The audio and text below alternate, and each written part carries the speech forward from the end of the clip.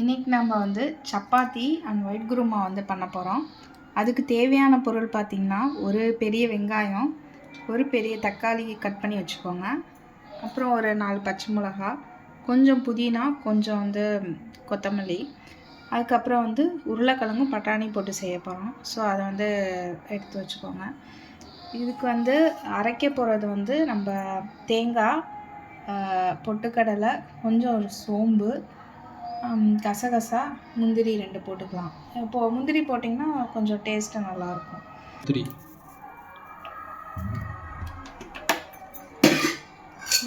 Cooker வச்சுக்கோங்க. இதில் வந்து ஒரு 4 ஸ்பூன் வந்து எண்ணெய் ஊற்றிக்கலாம்.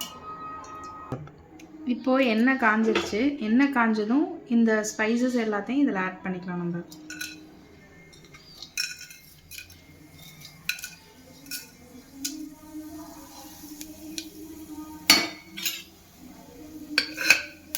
இப்போ நம்ம வந்து கட் பண்ண ஆனியனை வந்து போட்டுறோம்.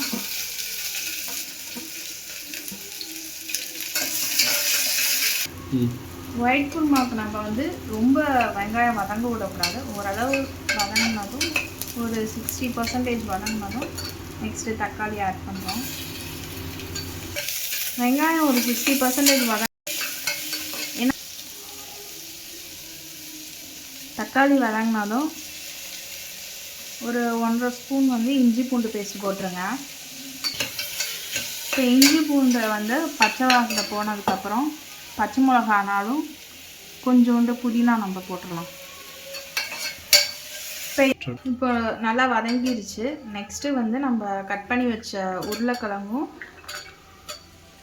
பச்சை பட்டாணியும் நம்ம போட்டுக்கலாம்.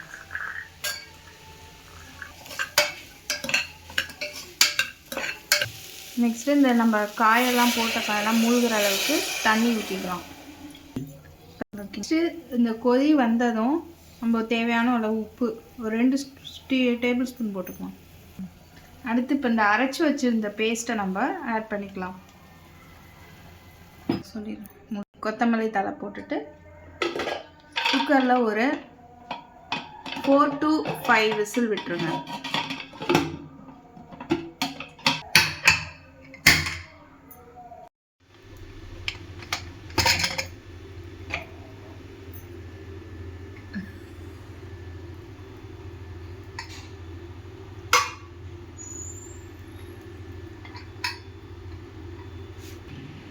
இப்போ நமக்கு டேஸ்டியான சப்பாத்தி குருமாவும் ரெடி.